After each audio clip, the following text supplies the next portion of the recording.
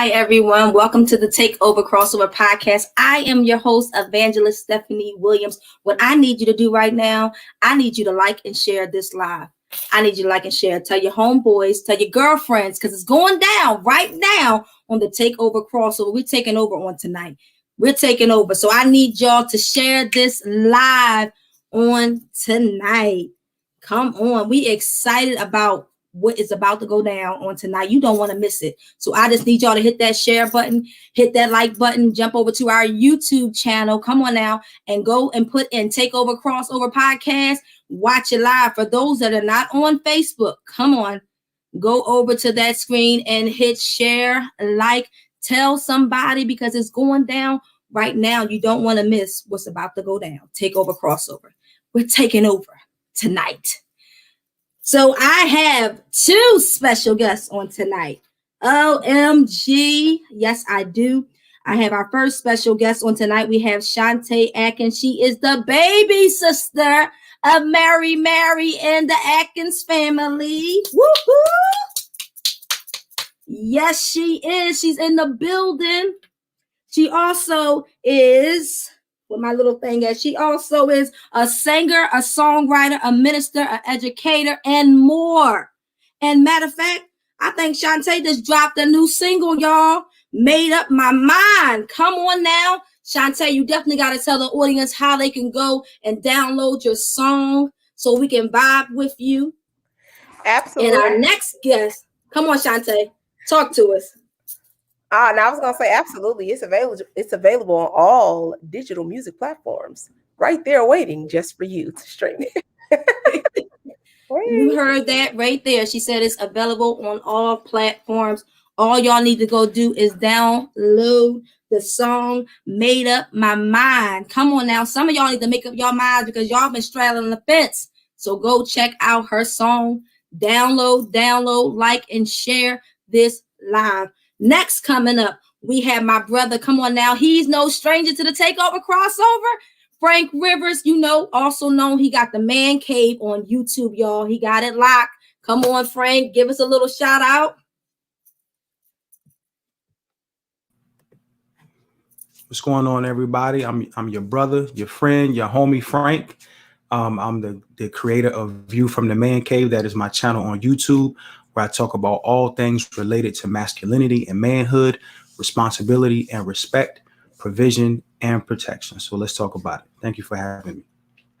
Oh, you're welcome. You're welcome. I'm just so excited and elated on tonight to get into this open form conversation, what a woman wants and what a man needs. Come on now. And we are talking about all the perspectives that we're looking for and looking to gain in relationships. For those that are single, for those that are waiting to get in a relationship, and those that are married. Come on now. You got to come on this podcast on tonight. We're going to kick out some good stuff because we believe in the Lord. Come on now. And we're Christian at the same time. Hallelujah. So you're going to get some positive feedback from us on tonight. So share this live on tonight. Like and share this live on tonight. Please go ahead and do that right now. You got a couple minutes. You got a couple seconds. I ain't even got to watch on, but I'm counting down right here. You don't want to miss this. The Takeover Crossover is taking over on tonight. So you guys, let us talk a little bit about, I was talking to Frank a little bit before we were beginning the live. And Frank, we were talking about, you were saying some of the things that the men are saying that they want in a relationship with a woman. So we was talking a little bit earlier, if we can have all women talk on a panel, but we need to hear the man's perspective as well as the women's perspective. So you have to have both order, you know what I'm saying, to hear one another. So we're not there to hear the guys if they just make it a man cave. Y'all got to bring us in, bring the sisters in so we can know what you guys need and we can tell y'all what we want. So Frank, give us a little something about that on tonight. Sure. So I just want to say, the Man Cave is a place for men to kind of collect our thoughts, center ourselves so that we can put ourselves in the right frame of mind to be able to go out into the world, to be able to go out and communicate with our woman. So it's not a place for us to hide. It's a place for us to prepare ourselves to figure out exactly how we feel, what we want to say, how we want to say it. And then once we get that right, then we want to come out to the world and make sure that we have the right message that we're trying to portray. So brother, stop hiding out in the man cave. That's not what it's for. You know what I mean? You got to get yourself together and then you come up out of that. But, I love having conversations like this because I'm tired of us talking about each other instead of talking to each other. You know what I mean? And so that's what happens a lot. A lot of guys, we get in spaces with other men and we talk about women. You know what I mean? And it feels like women get into certain spaces and places and they talk about men. But we don't really see a lot of us coming together to talk to one another, to bring our issues to the table in a respectful way where, we love each other, we respect one another. But hey, these are some things that I'm seeing, on your side, and then the women can come along and say the same things, and then we could talk about it, own up to some of the mistakes that we've made, be accountable, and then put everything out on the table so that we can get back to being who we need to be for one another. Okay.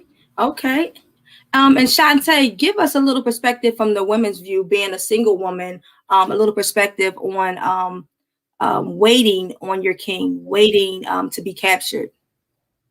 Yeah, the wait is interesting. I think that a lot of people feel like being single, they think something's wrong with it, or they don't enjoy it, or they spend their entire single life, just searching and looking and hunting for the mater, always constantly praying about that. And I think that that comes from like having idolatry of marriage, you know what I mean, or idolatry of relationships. And when you have that, you cannot really enjoy the free time that you have. And so just being a single female and waiting, just to get it in. I think that it's important I think that with waiting, when it comes to waiting, I think that it's important for you to know your why you're waiting, who you're waiting, you know what I mean, for, like, who is it for? Why are you doing it? I think those are important questions that you have to ask yourself. And I think that your relationship with God needs to be something that you're constantly working on, because here's the thing, when you are trying to live this single life, it's going to be temptations, it's going to be situations that you go through, it's going to be relationships that you know what I mean, that you're in, that that's going to really break your heart. It's going to be relationships that you really learn from. It's going to be other relationships sometimes that you be like, what was that? And I think that it's good to take the time to learn yourself, to really learn how you are, to really learn about yourself. And so for me, I will say that I'm enjoying learning about myself. I'm enjoying learning and maturing. I'm enjoying even the times of, just, I don't want to say enjoying, but I'm learning to cope with even times where I feel lonely, or I feel rejected, or I feel, you know what I mean, like, dang, I want that, or jealousy. Like, I think being able to confront those things that you feel and how you manage them on this end, I believe it's going to help when you do find, when your husband does come and he does find you and he does choose you, then you're able to contribute, you're able to be at a certain level of maturity when that does happen. So yeah, that's that. I got you. So a lot of the women, we are in this place where we're waiting. And you just find that in our waiting process, I would say, we're kind of like working on us. You know what I mean? We're not waiting. I mean, I put it like this. I will be waiting back in the day for what we always say, the house with the white picket fence. You're waiting for him to come pick you up from your house, and and he has to take you from there in order to get your first place together and all of that. And I had to learn that, that wasn't real. It's not real, because you don't know when love is going to come. And the reality is this: I realized that I couldn't say what I want in him and I don't have. Mm-hmm. So I was out here like, he got to have this, he got to know the Lord, he got to be praying, he got to make this, he got to do that. And it was like, hold on, I can't be asking for something that I don't possess. So I need to become what I'm asking for. So in this time of waiting and your singleness, ladies, and we're speaking to the audience, don't feel discouraged, don't feel defeated. what I need y'all to do is to begin to work on yourself, begin to work on any issues from your childhood, begin to work on anything from like your credit, what where you want to live, begin to work on all of those issues. So when he comes, he don't find you broken. You know what I'm saying? Because I don't want a man that's broken. I'm just being honest. I ain't waiting to be, I can't fix him. I can't even fix me. So I don't want something, I'm not asking God for something that I'm not willing to become. And it's being realistic now. Because when you don't know better, then you don't know. But when I got older and I began to start seeing this thing for what it is, I'm like, I gotta become this. I have to become what I'm asking God for. Because the reality is he's going to God concerning his queen. And it would be only right that if he find me whole, you get what I'm saying, and not broken, so that we don't have to be in a relationship wasting so much time trying to fix me before I even get married or have children and I'm broken. That's why this time right now in singleness is really you and God. Begin to, if you got to go to therapy, begin to, detox yourself from past hurt, past relationships. Because sometimes I tried to move on. I was in one relationship, you guys, and I'm up there at the table like, oh, I was just saying in my mind, oh, this person wouldn't do this person wouldn't do that. It wasn't fair to the person that was in front of me that I'm comparing him to the person that I used to talk to. But people don't see that. And what happens is then we get into relationships and then the relationships don't last. Right. So what is something that we're missing? The single are single, and those that are married, they trying to be single. Something ain't right. What kind of gems y'all have on tonight? What can y'all say about that on tonight? Well, okay, I'll go. I would just say, all of this applies to men too. You know what I mean? There are a lot of single brothers out there who are looking for a wife who may say, Frank, I'm trying to find her, and I can't find her, and I think I'm ready for her, but she just hasn't presented herself. And so I would just say to those brothers out there, the same rules apply. Take this time to really figure out who you are as a man and what you want. And, write down the ideal woman, write it down, write down all the qualities that she has. And then when you write those qualities down, ask yourself, are you in a position to lead that? Are you in a position to love that and to pray for that? Are you, because, it is my belief that the woman, the wife, is outside of salvation is the greatest gift that was ever bestowed to a man. You know what I mean? So that's a very important thing to have is a woman, is a wife, a helpmeet. So you want to make sure during this single phase that you're preparing yourself to be able to give her something to help. You know what I mean? And so you have work to do too, fellas. You know what I mean? It's not just on her. She shouldn't be the only person out here, working on herself and, going to counseling if she needs that and staying in that word and just honing her craft and things like that. You should be doing that too. You know what I mean? Because you don't want to be put into a position where, something great comes along and you're not ready for it, physically, emotionally, spiritually. You're not really ready for that. You know what I mean? And a lot of times, if we're being honest, fellas, that's what's really happening. It's not always the fact that, Frank, there aren't any good women out here.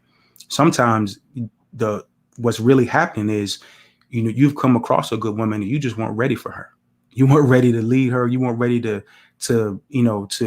be to her what God wanted you and needed you to be for her. And so you just dropped the bag. And so you have to look at yourself and be honest and say, look, I have a lot of work to do too, to make sure that when she comes along, I'm ready.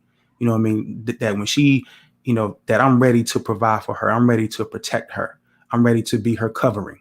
You know what I mean? I'm ready to be all those things. So just make sure that you're not wasting time and you're using your time wisely, while you're waiting for her to present herself to you.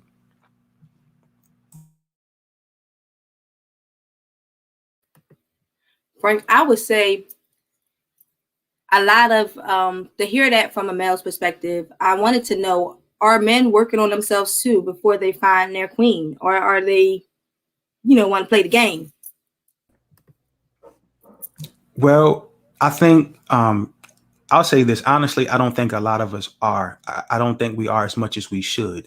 I think a lot of brothers, during that in between time, a lot of us are playing games. A lot of us are sowing oats, and we're, you know, creating bad experiences for other women. You know what I mean? Because we know we're not ready to be what we need to be for them. We know we're not ready to be what they need us to be, but we're leading them on and making them feel that we are. You know what I mean? And so we're doing that in order to get our confidence up, in order to feel good about ourselves, because we haven't really fully and completely connected with the right woman. And so I do think that there are brothers out there who are doing it, but not enough. Just on a personal note, that's what I did. I got to a point. I was in a situation, in a relationship with a young lady, and it didn't work out.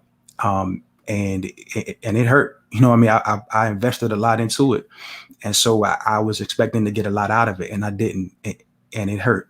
And so after that, I just focused on making sure that I was the person that God wanted me to be. You know what I mean, and making sure that while I'm in the process of becoming that man, that I'm not out here breaking hearts. That I'm not out here Wow. trying to pay women back for what happened to me. You know what I mean? So I focused on myself. I did a lot of reading. I did a lot of praying, a lot of meditating. I had a lot of alone time looking in the mirror, asking myself real questions, serious questions, and holding myself accountable for the mistakes that I made. Because as hurt as I was from what I felt like that young lady did to me, I did a lot of things too. And so I had to hold myself accountable for that. And so that's what I did during the meantime. And then, situation presented itself, and I was able um, to indulge in that. And I've been great ever since. But I think a lot of brothers need to really, take that time, and you don't learn about yourself. You don't become the man that you need to be for your potential wife by playing around with other women. That's not how it works. That's not what, when we say practice makes perfect, that's not what we're talking about. You know what I mean? You don't practice on other women, for the woman that you want. You know what I mean? You take that time to do that individual work, get in those scriptures, let those scriptures, speak to you, speak through you. And then you just focus on becoming the man that you need to be. Wow. That's awesome, because a lot of men don't seem to be, I don't know what they talking about in the man cave, but they don't seem to be doing none of that out here in the real world. What do you think, Shanta? I'll say this. I do agree that a lot of men are not preparing for what is it they're saying that they want. Now, I will say this. I have I have a different kind of belief in regards to readiness and how you should be when that person comes. I don't know that everyone will be fully healed or completely whole. I don't know that will happen. But I believe that if it is something that you are working at, if it is something that you've been diligent at, you're working on overcoming trauma, you're working on healing, you're working on being delivered from things. I believe that in the process of you doing that, things will come. And sometimes you have situations where people, they find each other, they make a decision, they get married right away. You have some people who date for long periods of time. You may have people who date for shorter periods of time. I think that everybody's situation is different. I feel like with a lot of times when people know that I'm waiting, right? They know I'm a virgin and all this stuff. And so they're just like, oh, you're going to have a really quick engagement, and then you're just going to get married real fast. And I'm just like, well, what if I don't want a fast engagement? Like, because they're thinking, oh, because if you don't have a quick engagement, you're not going to be able to wait that long. Like, you don't know what people are, capable of doing. And for me, being in a relationship and waiting, I'm able to see a lot. I'm able to learn a lot. I noticed that a lot of men, saved men, I've found that a lot of saved men, a lot of times they feel like, oh, I'm just ready. Oh, I know what I want. Oh, I have this. But when it comes to that part, when it comes to the waiting part, the no sex part, like they have a major issue with that. And I'm not talking about unsaved men. I'm talking about saved men. They operating in church, functioning, all of that. You know what I'm saying? Ministering to people, but they're not with that waiting. They're not with the waiting. And so for me as a female, it's kind of hard because I'm just like, okay, I have my standards. I know the right thing. I know the right things to look for. And one of the things I'm big on is making sure that we understand what a husband and a wife is from a biblical standpoint. I feel like a lot of people have a lot of opinions, they have a lot of ideas, they have a lot of things that they read, and a lot of examples that they've seen, but I don't think you can have a better example than Christ and his bride. And I don't see too many people really giving that as an example, like that love, that sacrifice, that level of, you know what I'm saying, that level of sacrifice that Christ had for his wife, has for his bride. I think that a lot of people ignore that, and because they ignore that, they're able to grab ideas about marriage, or grab ideas that they have about relationships from all of these other people, and sometimes you could be completely wrong. It could be completely erroneous information that's actually not going to help you in a marriage, because it is not information and advice and counsel that's coming from the mind of God or coming from the word of God. And so I think it's super important that we understand what it means to be a husband, what it means to be a wife from a biblical perspective, if we say that we are biblical Christians. Now, if we like just carnal Christians or worldly Christians or whatever, you know what I'm saying, then it's okay. Like, you could just kind of take ideas from wherever. But if you're a biblical Christian, I think it's important to understand what it means to be a wife, understand what it means to submit, understand what it means to serve, understand what it means to that your body don't belong to you, you know, like all of these things. And so I remember maybe like 7 years ago, I have, you know, people are always like, make a list, make a list, make a list. And I was like, oh God, I don't want to make a list, but I knew that there were things that I had. So what I did was I literally went in the scriptures and I titled it, I'm probably going to release it on something, on a message or a talk or something, but it's called The Man of God for the Woman of God and the Woman of God for the Man of God. And so everything that I have listed there is literally based on various scriptures. They don't all come to my mind right now, but I looked up all of the scriptures on what a wife does. I looked up all the scriptures on what a husband does. And so one of the questions that I ask when I'm dating people, I was like, well, do you know what is your understanding of what it means to be a husband? And if I choose to say yes and marry you, what would I be submitting to? Because people are big on submit. But what is that? What am I submitting to? Am I really submitting to somebody that really follows the Lord? Am I really going to follow you as you follow Christ? Or are you following Christ half the time, following the devil the other time? And sometimes, you know, and so for me, I'm just kind of like, you know, it's not always somebody else's idea of your favorite couple, or, you know what I'm saying, old goals, because you really don't know what people are going through in their relationships. And a lot of these people that folks are looking up to, if you really know their real story, the things that they go through in a marriage, you would never want to go through. The things they deal with, you would never want to deal with. Right. So you have to know what you're willing to deal with. One of the things that I do, I'm learning what I'm able to deal with. And I'm honest about that. And I will tell them that, because people think like, oh, women don't know what they want. Not Shanta Atkins. I know exactly what I want, and I know how to verbally communicate it to you. I know how to write it to you. I can give you a dissertation. I can give you, you know what I'm saying? I'm very clear on what it is I want.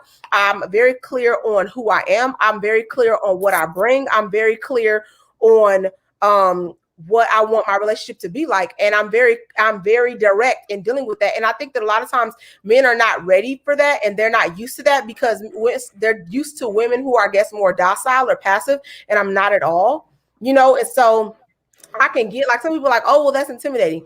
Well, I mean, that's fine, but I'm still going to be direct, because that's the type of person that I am. And I feel like it has helped me to filter through the wrong people. It has helped me not to waste time in the wrong places. And then I've had to learn to humble myself and say, well, sometimes you have to be patient with their issues, because they're patient with your issues, even though you don't think yours is as bad as theirs. Go ahead and just, you know, you got to be a little more patient. So God has definitely helped me to, like, you know, see, like, hey, they weren't exposed to what you were exposed to. They weren't raised how you was raised. Maybe they don't know that. Maybe you got to help them with that. Maybe, right. You know what I mean? Maybe you have to, you know, push them a little in that area, you know?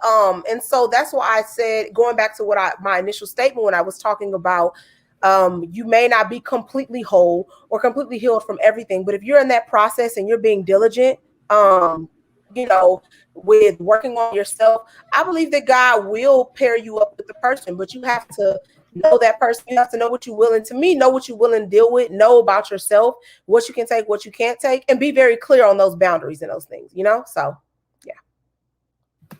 Wow, Shanta, that you made a lot of good points. I love a lot of things you just said. The somebody wrote it down in the chat. They said the man of God for the woman of God. That's powerful right there. The man of God for the woman of God. Wow. And a lot of men, I feel like, like you said, when you submit, what are we submitting to? And I think that I think we had a conversation on this broadcast, and I think the first thing when we think about submit, we think about control. We feel like the women, we feel like we do not want to be in control, but the reality is this: it's not even so much that for us. We want to make sure that you're able to lead us. And if I'm afraid for you to lead, I'm not safe. Look, we in the car, I got a seatbelt on. I'm up there praying. I'm holding on to the side. If anybody know about those sidebars in the car, because you afraid to let go. Because I want the man to be able to lead. And that's what we need. We need men that, are not intimidated of a strong woman, or not intimidated of his wife. You know what I'm saying? But will allow her to lead and not control her. Because sometimes men thinking, oh, you got to submit to me. I'm going to control you. I'm going to tell you when to jump and you say how high. And I'm going to tell you because in their minds, they think that that's what it's about. And that's not what it's about. And you said a lot of good parts. Can I jump in real quick just to speak to that? I know I think it's super important to know what type of person you are and your personality, because with the type of person that I am, I have to pull back because I have a dominant personality. You get what I'm saying? And so in my case, it's been more so, you gotta pull back. You gotta pull back and let them lead. Wow. Allow them to lead. That's good. And you have to believe that they have the ability to lead. Because if you don't believe they have the ability to lead, even if they do have the ability to lead, you won't let them because you don't believe they do. And so I recently had to pray and say, God, help me to trust that you put in this man what needs to be in this man, and that he is going to be, you know what I'm saying? Be able to, because if you don't trust that man has the ability to lead you, and to lead you in Christ, it doesn't matter what he does. It'll never be good enough. That's so true, Shanta. Because you'll look, I'm gonna let Frank talk after this. Because what you'll do is you'll look up and then you'll be leading, and then you'll back up from leading, and then you'll be like, you know what I mean? Then you'll be like going back and forth, and like you said, it won't work, because then it's going to cause conflict in the marriage going forward. Because basically, what relationship is based on what? Trust. And if I don't trust you to lead, then we need counseling quick. You counseling quick. Talk to us, Frank, from the male's perspective. You hear it from us, the women's perspective. Talk to us, because I know you're married and you've been married for a while. And you got to tell Shanta how you met your wife in the church. I mean, that was just like, I'm like, does this even happen anymore? You got to share that little gem with us, how you met your wife, and, and then tell us, how your wife was able to relax and allow you to lead and be able to trust you to lead. Talk to us from the male perspective. Sure. So I met my wife at the time. I was in the military. I had about maybe a little bit less than a year left in the military, and I got stationed at Walter Reed in Washington, D.C. So I'm originally from North Carolina, but my last duty station was in Walter Reed here in Washington, D.C. And so one night I was at work. I was working at the hospital on the night shift, like 7 p.m. to 7 a.m. I was on a little break. So I said, let me go check my my Black Planet account. You know what I mean? So I was on Black Planet. And, it's a social media app for all your youngins out there who don't know what that is. But so, yeah, I checked that and I ran across this young lady. And I was like, wow, like she seems really interesting. You know what I mean? I saw her picture. I was attracted to her. Physically, I read, what she was talking about. And so, I slid her a DM and I said, how can I stand out? You know what I'm saying? I said, I know a lot of guys out here. That's my wife right there in the chat, actually. You know what I mean? Showing love right there. So, support me, but and us in the channel. So right. I reached out and I said, what can I do to stand out? Because I know somebody who's attractive, a beautiful woman. She has a lot of guys trying to hit at her and, slide in her DMs and talk to her on the street and things like that. So how can I be different? How can I set a tone? So I just, I read what she was talking about and I picked like the smallest thing that, you know, she would know that I read everything in order for me to ask her something about it. So I asked her a question about it in her DM, and we started having conversations back and forth. You know, for like a few weeks, just conversations, you know, talking on the phone, messaging, stuff like that. Then we went out on our first date like 2 weeks after that. And then within 6 months of all of that, we were married. So we went from, you know, meeting online to, you know, dating to me proposing and us, you know, flying to Jamaica, eloping to Jamaica and getting married all in 6 months. You know what I mean? And that was 14 years ago. So, you know, Wow. we got a Right. Look couple, at you y'all say like, know what I what? mean? Hey, So, y'all eloped Exactly. with 14. What? yeah, so we eloped, like we did all that.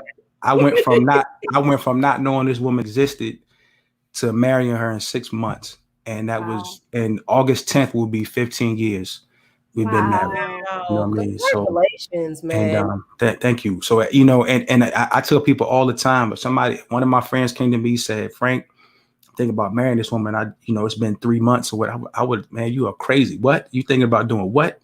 You know what I mean? So I understand when people would even say something to me like, is she pregnant? I mean, what's going on? Like, you know, why y'all moving so fast like this? And you know, but it was right. It felt right.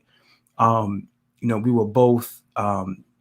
both loved the Lord. You know, we're both in the church. And we were just centered and we were grounded and we knew what we wanted. And it just flowed. You know, it just happened. And there were some things obviously along the way, you know what I mean, with mainly outside forces, you know, that we had to deal with in order to make sure that we were on the same page. But yeah, so I would just tell brothers, you know, just to piggyback on what the sister was talking about. You have to make sure, like a lot of us in relationships, we want the perks of the relationships, but not the responsibilities. And a Wow. relationship is a responsibility. You know what I mean? If I'm in a relationship with a woman, if I'm married to a woman, I'm responsible to and for her. You know You what I better mean? come on now, Frank. It's not just about the perks. Like, and trust me, fellas, y'all know those perks are great. There are some physical perks and some sexual perks and all of that, and they're great. I will never deny that. But there are responsibilities that come with it too. And I guarantee you that if you take care of the responsibility part, those perks will feel a lot better. You know, they'll be a lot more consistent. And I think that's what brothers have to really focus on is, you know, we say, well, I don't understand why she won't do this or she doesn't do that, or I can't never get her to do this. A lot of it is you have to focus on your responsibilities. A man is responsible for creating the environment. A man sets a tone. You know what I mean? If you look biblically, like let's go all the way back to the beginning. Before Eve was ever even thought of, before Eve came onto the scene, God created an environment. He created, a shelter, and then he brought a man into it, and then he gave that man dominion over it. So the man had a responsibility, and he had dominion, he had a shelter. You know what I mean? So he understood even before the woman came, he was responsible for certain things. He was given rules and regulations to adhere to, and that was his job. That was his responsibility. And so when he had the shelter, when he had the responsibility, then God said, you know what? He's lonely, and I don't want him to Wow. live by himself. So Come on now. let me bring somebody in to help him. You know what I mean? To be there for him, to nurture him. And so, but a lot of us, we like to put the cart before the horse. We don't have no shelter. We don't have no responsibilities. We don't have any duties, you know, and then we want the woman to come along. You know what I mean? You know, before, so we put the cart before the horse, and it's not going to work like that. You know what I mean? I know, you know, once we get a certain age and we become teenagers and young men, you know, those hormones are racing. You know what I mean? So, you know, so we see things, you know, there are a lot of things going on in the media, and it's pushing the sexuality and things like that. So we're almost kind of pressured into doing this stuff. A lot of us, honestly, as a man, I can honestly say a lot of the things that I did when I was young, when I wasn't ready, I was kind of pressured into doing. I thought that was what I was supposed to do. That's what the brothers around me were doing. You know what I mean? And so I applaud the sister for waiting until the time is right. Because if I'm being honest, look, and I'm a man, if I'm being honest, if I could go back in time, I would have waited. You know what I mean? Wow. A lot of times, you know, we get into a lot of these situations and they're not really worth it. You know, that juice isn't worth the squeeze, but we don't know that when we're young. All we see is a beautiful woman, and you know, we see, you know, how good she looks, and we want to indulge, but we don't think about or contemplate, you know, the consequences and repercussions of that. You know what I mean? And so looking back on it, if I knew it was going to work out the way it did, I would have definitely waited for my wife. She would have been the only one that would have been able to say I had Frank, and I would have been perfectly fine Wow. with that. You know what I mean? And you know, I would have been perfectly fine with that. So yeah, just make sure, fellas, when you out here, you know, make sure that you understand that you have a duty and a responsibility to that woman and for that woman. You know what I mean? And honestly, that comes first. That sets the tone, because if you take Right. care of your responsibilities and your duties, that's going to make her more comfortable with allowing you to lead. You know what I mean? With doing certain things. You can't expect that if you haven't earned it. You know what I mean? You have to earn those things. You have to earn submission. You have to earn her cooperation. You know what I mean? You have to earn people's respect. And if you haven't done anything to earn it, you can't be out here trying to, you know, strong arm her and tell her what she's not doing or why she should be doing it. If you're not doing what you're supposed to be doing. So yeah. Wow. That's really good. Frank, a lot of things that you just said, you were saying about how Adam, before she came, he had a responsibility, you know. And I think a lot of the men, they missed that part. They missed that part, the responsibility, before the woman even came into play, before God even gave him the helpmate. You know, he had to, you know, to be a man. You know, they didn't come, they wasn't here the same day. You know, after a while, God said it ain't good for man to be alone. So then he put him to sleep, you know, and then created wonderful women like us to be able to come into the world, to be that backbone. And I feel like this, I feel like in this day of age, I've asked this question a lot of times because I'll put this out there to see what you guys think. I was always asking this question, but now I don't ask the question no more because I understand why the women, the guys in the church don't want the women in the church. We say we're saved, but we'd rather go outside the church to find the thing that total opposite than what we're asking for. I feel like this. If I'm a woman, if you're a man of God, men don't want women of God, I guess, you know. But then I had to think of this too, from the woman's perspective. On the outside looking in, do we see a lot of prospects in the church? Shanta, talk to me, sis. Listen, so you got your regular church, right? So you got your local church. Then if you're a part of a denomination, you got that, right? So then it's a whole nother pool there. And you get the body of Christ. From what I've seen, it's not a lot of men who are, you know, straight, okay? And then on top, it's not. And there's another category. You have men who are married who think, and this is a real thing, you guys, men and women who are married who feel like, oh, it's okay for me to date other people and I'm still married to somebody else. So you got that, right? Then you have situations where they may be saved, they may be all right, but they don't have, you know, they don't understand responsibility. One of the things that I've noticed that's huge, you don't find a lot of men within the church with high emotional intelligence. Like who really understand how to process and deal with their own emotions. Like, because sometimes people can think they're really mature, and then emotionally, like you realize like you petty, you're immature, you get mad at little small stuff. You know what I'm saying? Like, and I think sometimes again, people don't even realize they're doing these things until somebody calls it out. Wow. So that, like, my whole take with the, you know, men in the church, like, it's just difficult because there's a lot of pressure put on women to become wives. There is not that same pressure on men to become great husbands. They tell Come on, providers, but just because you're a provider doesn't mean you know how to be a husband. You gotta come on. You know what I'm saying? That takes me back to the word of God, like, or just principles. You know what I'm saying? Do you have anything that you have managed? Do you have anything that you stewarded well enough to bring somebody in to help you if I'm supposed to be a helpmeet? You know what I'm saying? But I don't want to be your counselor. Because one thing I have to be careful of is, because I do a lot of ministerial counseling and a lot of ministry, you know what I'm saying? That way I have to make sure that I don't come into the relationship as the minister, that I don't come into the relationship as the prophet, that I don't come into the relationship as the, you know what I'm saying? I have to come into the relationship as your woman. And that's very difficult for me to learn. What role do I need to play? So I said that to say this. You have men, they're good preachers, they're good teachers, they're good pastors.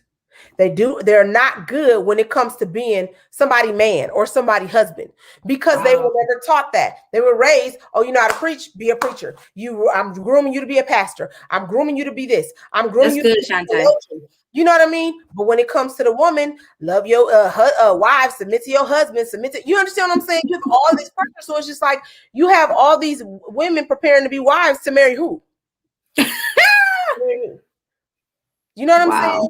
And so it takes a lot more, it takes a lot more work. And then I know for me, how do I want to say this? I'm pausing because I'm working on how I say things. You have to be willing to build with people and and it takes time, whether you're single or whether you're married. Like you can get married in a short amount of time, and then you marry and you deal with a lot of stuff. I know for me, it's certain stuff in a marriage I am not going to deal with. So what I say is, let's get all of it out while we dating. Get all of your ignorance, all of your foolishness, get all of that out. Get that out your system. Then boom, okay, let's go. And so that's for me. Some people are really good with like, no, babe, I'll just work it through you. I'm gonna leave you. Okay. If we're married and you do that, I'm leaving. Okay. And so I'm real, clear on that. But being raised, in church and all of that, and women, it's just, oh, you got to be this for your husband, and that for your husband, and this for your husband, and that, you know what I'm saying? All of that stuff, like, well, dang, I got to be every woman, and they got to be half a man. You know what I mean? That's be a provider. What are we going to do if you know what I'm saying? You have hard situations. We go through difficult situations. I've had to deal with a lot of loss. I need to know what you look like when you're grieving. I need to know what you look like if you lose your job. I need to know what you look like if, you know what I'm saying, you're sick, or, you know what I'm saying? I need to know what you look like in tragedy. I need to know how you handle those situations. And if I see that you're not emotionally able to handle those situations, when they come, then that's something we have to work on. That's not like you know what I'm saying? That's not like a deal breaker, but it's just like, okay, we have to work on those things, because if we don't, we're going to do it in a marriage. And I know for me, I don't want to deal with it in a marriage. So let's deal with it now, or let me at least know what I'm going to be dealing with, if that makes sense. You know what I mean? So, yeah. I like a lot of things that you just said, you and Frank, and I think I've heard this before. I think when we did our other relationship live, and it was the 4 seasons. I need to know you when you're grieving. Like you said, I need to know you when you don't have money. I need to know you in all 4 seasons, because the reality is there's 4 seasons, and they don't remain the same. That means they change every season. And if you don't know that person in that next season, it's like, somebody was saying that every 7 to 10 years, and I was like, wow, this was so true, that person changed. You know what I mean? Every 7 to 10 years. So I'm not the same as I was when I was 17 or 27, or 30 or 31. You change, you evolve. Your children are not the same. They growing up. They go from, babies to kindergarten to, all the stages, because the reality is they change. So the reality is this. I think that you have to know the person in all 4 seasons.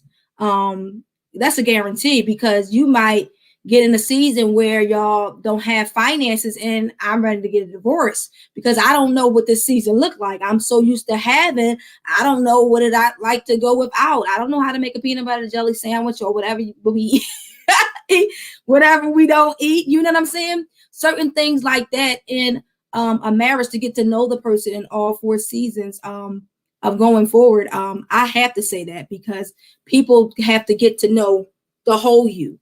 You know what I mean? Even though there's little things in you that's going to change the longer you stay together. I'm pretty sure Frank can say this because he's married, with you married almost 15 years with your wife, that, you're not the same person as how you started out. Your husband, you're a father, you know what I'm saying? But also with that, you grew because it's supposed to. I mean, we supposed to grow with time. That's why we get that, we are here, we get that next age. It's with time. You know what I mean? It's season. As the older folks like to call it, season. So Frank, tell us from the male's perspective, the 4 seasons. Did you get to know your wife in those 4 seasons and say, well, I'm willing to handle this or I'm not willing to handle that? You know what I mean? Because I can say this for a matter of fact, because I think Shanta said something earlier that I wanted to hit on, and that was writing out a list. And I found that to not, I got to be honest, I have values and I have a standard. And I don't think women should never not have a standard and never lose your value on who you are at all. Because if you do that, then you basically are settling. And when you settle, guess what? You take what it is. That means you settled. You're not willing for them to reach where they are. You can't change that person. I realize that as well, because some people get in relationships and they think, well, we'll just rush and get married and he'll change once I had a baby, or he'll change once he knows this, or she'll change once she do that. And the reality is this: if they're not willing to change before you walk down that aisle or go to the beach to get married or wherever you decide to get married, the reality is this: what is going to, prick their minds to say, I'm going to change? So the reality is that they're not changing now. Don't expect them to change because now it's like, I got you now. What I'm going to change for? We live together. You got my last name. Why? What? Frank, tell us about the 4 seasons. I'm gonna do that. I'm a rep for my brothers though. I'm not gonna leave y'all hanging.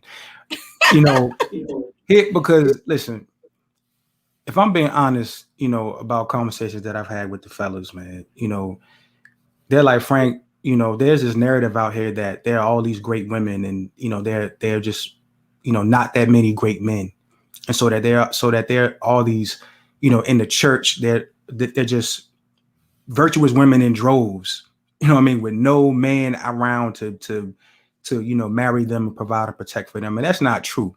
To be virtuous is hard. The Bible says it's not easy, and there are not a lot of women out here like that. So I got a rep for them. A lot of brothers like, look, man, Frank, these women, they're in the church, they're doing the same things that they're saying we're doing. They got one foot in, they got one foot out. They're in the club too.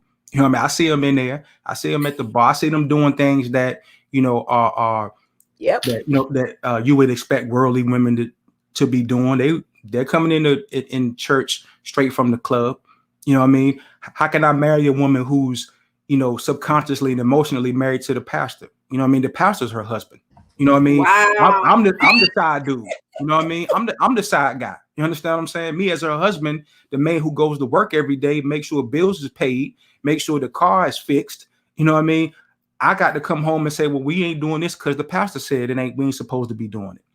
Or I got to go over here because the pastor said I got to drop what I'm doing and go over here and do this and perform and sing or do all this kind of stuff. So the man's looking like, okay, look, she just wants me to keep her warm until the pastor has his next order for her. You know what I mean? And I'm not signing up for that. You know what I mean? Like let's just keep it all the way 100. There are a lot of brothers who feel like that. They see that, and there's a lot of that going on. So, so I just wanted to put that out there too, because I gotta. I know my wife's talking about ouch, but I gotta be real. You know what I'm saying? Because there are a lot of there are a lot of women who are saying these things and they're not really living them, and guys know, like they really know. We know about that little guy you playing with on the side. You know what I mean? We know that there's this cloud that you put over our head that says, okay, we have to do these things before you do this. But good and well, even when I show you I'm the man that I'm doing all these things, you still not going to line up with it. You still going to fight it because that's just who you are. And you're not in a place right now where you're willing to say, you know what? He is doing the right things. You know what I mean? He is faithful. He is honest. He does say what he mean and means what he say. You know what I mean? And I still give him, I still talk to him with a slick mouth. You know what I mean? I still disrespect him. I still, when he's being led into a direction, in his spirit for us to do something, for us to move, or for him to take this job in a city that I'm not, that I don't have any family in, you know what I mean? I'm still giving him a hard time, even though everything he's shown me up until this point has been, godly. You know what I'm saying? So that's going on. But, let me get to these seasons real quick. Hold on. Let me get my charge for my Hold on. Frank, you said something. Yeah, while you getting that, you said something that I didn't even know was going on. So when you said that, I'm just like, wow. Like you said, because of the pastor, say the next move, but that's ouch. That definitely happens, and I've seen that. I've seen Wow. that a lot where the woman is married to the pastor, and the pastor basically has his members almost functioning like his concubines because they are literally more committed to the pastor than they are to their own husband, and so the husbands leave. Yeah, I've seen that for sure. Wow. That's a form of control, a form of witchcraft, a little bit of Jezebel up in there, Ahab. Manipulation. Ooh. Manipulation. Wow. All of that. Mm-mm. All of I that. was said 3 strands. He ain't say 4 or 5. Lord But Jesus. see, the problem is sometimes they think it's me, my husband, and my pastor. I think the problem, another big problem is people are allowing their leaders to play the role of their Lord. You know what I'm saying? Mm. Like they're not supposed to be your Lord. They're not supposed to be your everything. Like a pastor is just a part of the fivefold ministry gifts, but people have been raised with this system. You know what I'm saying? Within churches, Mm-hmm. they think the pastor is the single most important person, but he's really not. He's just the shepherd. But they don't put focus on the evangelist or the or the prophet or the apostle. They just focus on the pastor. And so you think, oh, the pastor has to do everything he says, and you miss out on your husband because that. But I've definitely seen that. Oh, well, let me ask one thing before Frank talk about the 4 seasons. Did that relationship last, Shanta? When you seen that, did their relationship last with being controlled like that by the guy? No. No, because and I wouldn't even say because sometimes when you say they're being controlled by him, it makes people think that it's the pastor's fault. The problem is people are in idolatry of their leaders, whether it's a pastor, a prophet, an evangelist, apostle, a spiritual parent.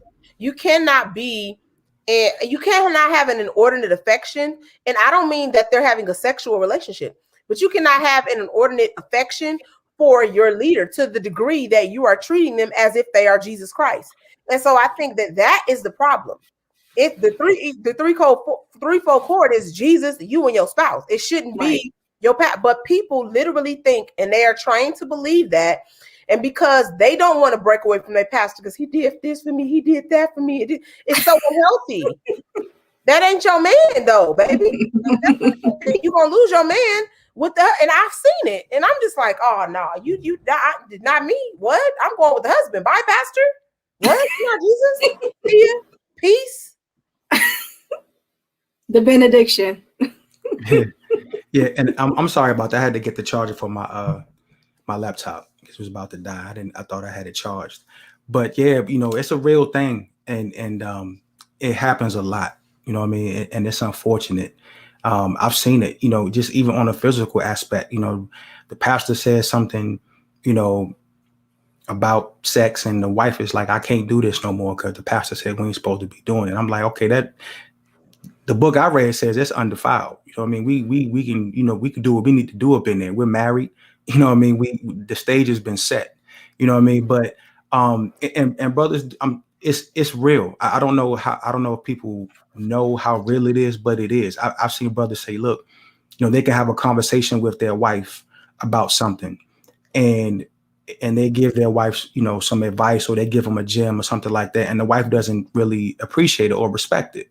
So they argue about it, and then they go to church that Sunday, and the pastor says the same thing that the husband said, and she running around the church hollering, dancing. Yes, pastor, preach. You know what I mean? The Holy Ghost is all in the pastor, and the husband sitting here like, I said the same thing that man said 3 days ago we were fussing about it. Like, I had to sleep downstairs over it. And then we in church on Sunday, and this man is saying the exact same thing that I said. And Wow. you clapping and dancing and catching the Holy Spirit and all of that. And so it happens. But about these seasons, because I don't want to stay on that. But let me say one thing before you say about the okay. seasons. I'm just gonna say this, Frank. The Bible says, "Leave and cleave to your spouse." Go ahead.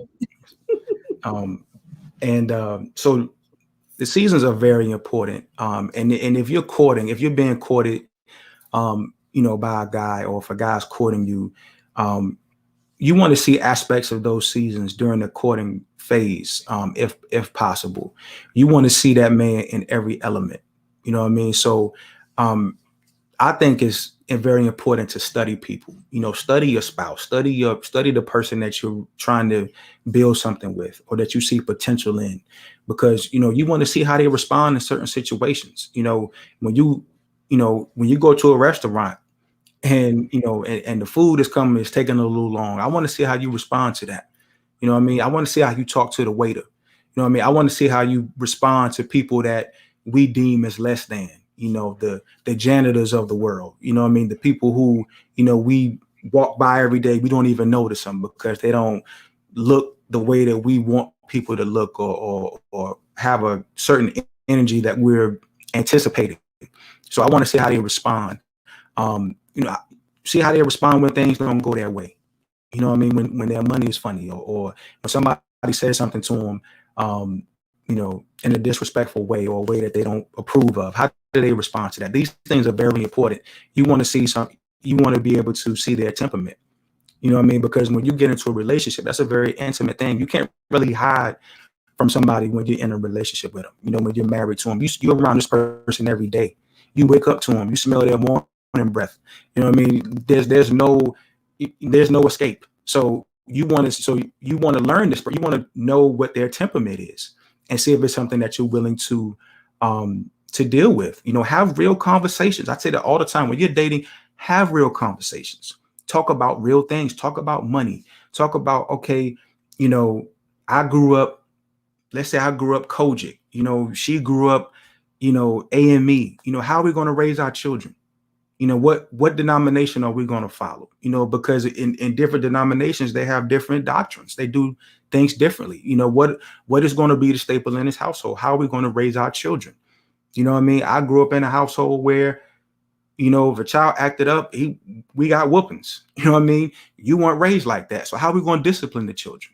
You know what I mean? How are we going to deal with money? You know what I mean? Money is the number one cause of divorce in America, not cheating. Money, either not having a lot of it, or not knowing what to do with it, with the money that you do have. So have these conversations, talk about money. You know what I mean? Some people love to, save. Some people love to splurge. These are conversations that you need to have. And so, but when you go through these seasons, you're going to see certain things. When I first got married, it happened to me. We were on cloud nine that first year. It was all love. Oh my God, she loved how I would leave my socks on the floor. She thought it was so cute. You know what I mean? The first year. And I just, her hair in her sink, I thought it was the cutest thing. You know what I mean? All her brushes and stuff all over the countertop. That first year, I'm like, oh man, she can't do no wrong. This is beautiful.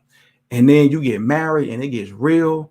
And we bought a house, and that first, those mortgage payments start coming in, and and the honeymoon is over, and families pulling at us, and Frank, can I borrow this? And Rasha, can I borrow that? And so we're sitting here having conversations about family members that don't even really respect our marriage as much as we would like, asking us for money and asking us to do things for them. And so we got to deal with that. And then because we got married so fast, we decided to wait 5 years until we started having kids. So we said, let's enjoy each other for 5 years. Let's travel. Let's, travel the world, do what we do, wake up late, wake up on the weekends at 2 in the afternoon, eat breakfast at 2 in the afternoon. And so let's do all that, have fun. And then in 5 years, start having kids. So when the kids come, it's going to be different. Her body is going to change, fellas. You know what I mean? All that action that you had before that, you might not get it as much. You know what I mean? You got responsibilities now. You have children. You know what I mean? Your wife has a huge responsibility. She has to be a mom. In traditional situations, she's the primary keeper of the home. So she's doing the majority of the cooking and cleaning and all of that. And she's dealing with these kids. And then, you come home and you're not setting the tone. You're not setting the atmosphere to be romantic. You just come home sweaty, talking about, give me some. And she's like, look, nah, listen, I love you, but I got a lot of things going on. So you got to deal with that. And so you go through these phases, and things change. And so that's why you have to be, it's very important for you to establish something real, have great communication and establish something solid. Because that's what's going to sustain the relationship when you go through these different seasons. You know what I mean? Because looks fade.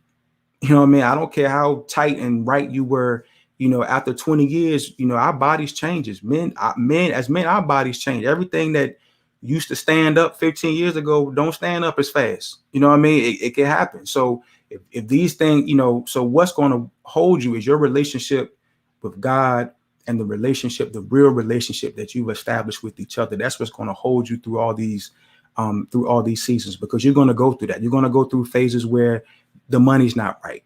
You know what I mean? You may lose your job, or your hours may get cut, or, you may have family overstepping their bounds, or the kids may get older and get a little bit unruly and things like that. And so if you're not established, if you're not grounded and centered in your faith and in your relationship with your spouse, it's going to be very hard for you to maneuver through these different seasons of your relationship.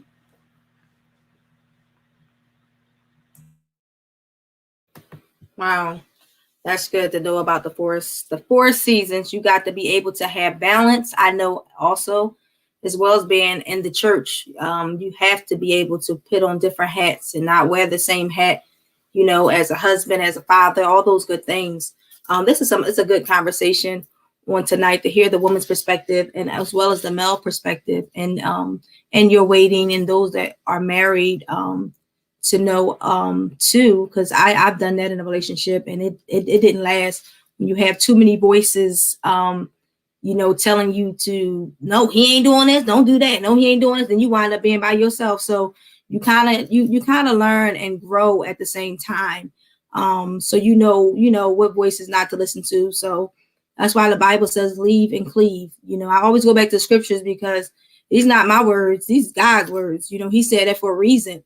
And always seek as well wise counsel, because you got to make sure, even though you might have a rough patch in a relationship, make sure that you're going to somebody that has good intentions for both of you guys. You don't, like you said, you don't want to have a problem, then you go to church and the pastor speaking on what did happen in your house. You don't want to see that go through. But the reality is this. The reality is, communication is key. All four seasons is key. And in your waiting time, and knowing, and those that are single out there, this is what I'm going to do my gym. And I'm going to ask Shanta and then Frank to give us some last words, because we're about to wrap up. I would say my gem is on tonight. In your waiting time, don't just wait for your woman or your man and just sit there and do nothing. This is that time to work on yourself. This is that time not to be depressed. Do those things that need to be done with inside of you. Make sure you are ready, because a lot of people are saying, I want a relationship, I want to be married, I want to be this, and they're not really ready to handle, as I heard all through the night, is responsibility of being a wife, as being a husband, or being a father, or whatever. Make sure that you are preparing yourself to position yourself to walk into what God had for you. Like I said, for when they come, they won't have to see the broken you, and you got to do all those things. In this single time, this is that time to say, let me work on me. Let me work on my credit. Let me work on, going to therapy, because I have some emotional issues, or I was scarred as a child, or, I can't walk in forgiveness, or I have trust issues. You don't get into a relationship bringing that in. It's not going to work. This is that time that you get those things together. So when he come or when she come, then you're able to come and find each other whole, not broken. Because see, I am not waiting for nobody that's broken. I'm waiting for somebody that's whole. And that's my gem. And guess what? I stand on it. Shanta, tell us your gem. Yeah, I'll just go back to what I said at the beginning when I talked about be the man of God for the woman of God, or be the woman of God for the man of God, and know what it is that you desire when it comes to marriage. But before you get to that point, make sure your relationship with God is really intact. Make sure that you have a healthy relationship with God, where you are not just going to church, or you're just listening to what, this pastor says, but make sure that you have a relationship with God, and that you hear from him so that when it comes to hearing his voice, you're not just so clouded with thinking that God comes or speaks through this one person that you can't hear from the man that he sent you, or woman, that he sent you. Great. Frank? Sure. You prepare how you want to perform. And so, when you're in a relationship, when you're in a marriage, you want to make sure that you're prepared for that. So like my sisters have said tonight, fellas, make sure you're working on yourself. Make sure if you have traumas and dramas that have in your life, try your best to take care of those. If you can't do them on your own, it's okay to get some counseling. It's okay to talk to somebody, somebody who's clinically trained. You know what I mean? I know there are a lot of people in the church who have a counselor title in front of their name and they haven't been trained at all. So that's good too. But just make sure that if you need that professional help, that you get that. You know what I mean? You're not less than a man. You're not weak. You're not soft. If you have some things that you need to talk over with someone and work out, you know what I mean? And I'll just end it with this. I want the ladies to know what a man wants, what a man needs from a woman in a relationship. And so if you're not willing to do these things that I'm about to say, then you're not ready. You know what I mean? Right. It just is what it is. A man needs to be respected. You know what I mean? When you look in the the Bible says that a man is to love. A man is to love his wife the way Christ loved the church, and that a woman is to respect him, to respect her husband.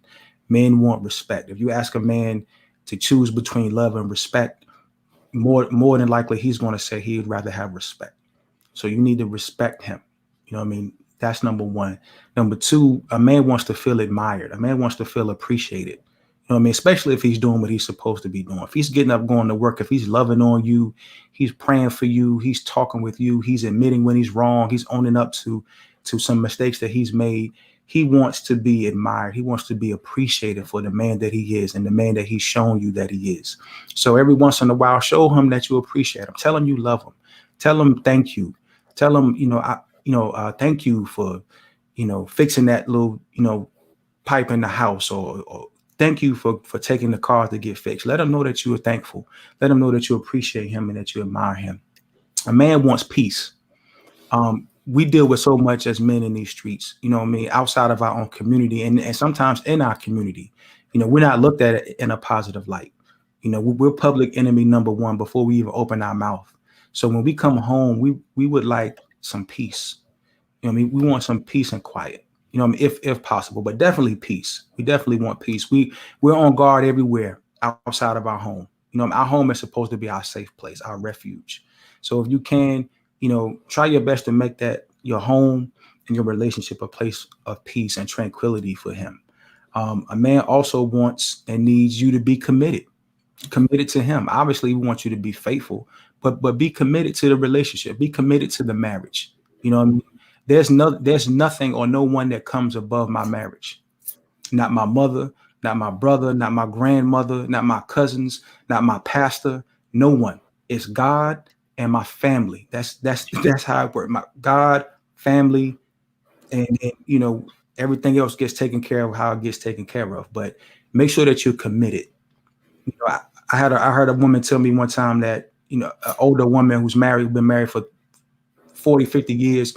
She said, my first ministry my first and main ministry is to my household, to my husband. You know what I mean? So be committed. We also need to feel accepted. We want you to accept us for the man that we are. You know what I mean? And we want you to, just appreciate us for who we are. You know what I mean? We have certain things we like. I'm not saying you have to be in it as much as I am, but just appreciate the man that I am. Accept me for who I am. Don't try to change me and make me into somebody that I'm not. If I'm not a singer, you know what I mean? If I don't have no marriage in my family, don't try to make me a singer. You know what I mean? I'm not a singer. I can hear good music. I can appreciate good music. I can't get in nobody's choir and start blowing. That's not who I am. You know what I mean? So just accept that man for who he is. Give him the ability to lead. Men by nature, we want to lead. That's our right. That's our duty. That's who we are as men. So if we're doing what we're supposed to be doing, allow us that ability and that room to be able to lead and make some decisions. You know what I mean? And lastly, we need you to be feminine. We need you to be a woman. You know what I mean? We don't need to talk to you or have you talk at us like you're a guy in the street, like you're my father, you're my brother. We need you to be feminine. We need you to be soft. We need you to be nurturing and nourishing, all those good things. So those are a few things that a man needs. If you are willing and capable of doing that, you're in pretty good shape. If not, go back to the drawing board and keep working on a few things. That's all I have. Wow, he did hit a lot of areas. Well, I thank both of you out on tonight for coming out to the Takeover Crossover podcast on tonight. Shanta Atkins, I thank you so much for coming on. I know y'all can follow them on Instagram. We all on the Clubhouse. Go follow them on. Are y'all on YouTube? Instagram, YouTube, Facebook, go follow them. Also, that Shanta Atkins got a new single that just came out, Made Up My Mind. Go, she said it's on all platforms. Go support. It's time for us to make up our minds to prepare ourselves, to position ourselves to walk into our next season, to walk into whatever it is that God, have for you in this time, in this season. And also go follow Frank Rivers as well. He has the Man Cave on YouTube. And then you can hear a lot more about the male perspective, because what we're trying to do, we're trying here. There you go. Look, there you go. There you go. That's right. That's what we do on the Takeover. We support, we tell each other what's going on, and we show love, most importantly. So I really want to thank our two guests on tonight, Shanta and Frank, for coming out and just spend a little time just talking about relationships, the male and the woman perspective, what a woman wants, what a man needs. And guess what? Rome wasn't built in a day, so we can't give it to you all in one night because it's just impossible. So we want to thank you on tonight. We also want you to go onto our Facebook page, like, share, subscribe this live on tonight, and just tell somebody. The Takeover Crossover is trying to take over. So let's help push this movement in a positive way, in a positive atmosphere. We want to thank you on tonight for tuning in. Thank you for watching. We want to thank our guests on tonight, Shanta and also Frank on tonight. We thank you once again. And until next time, have a great night.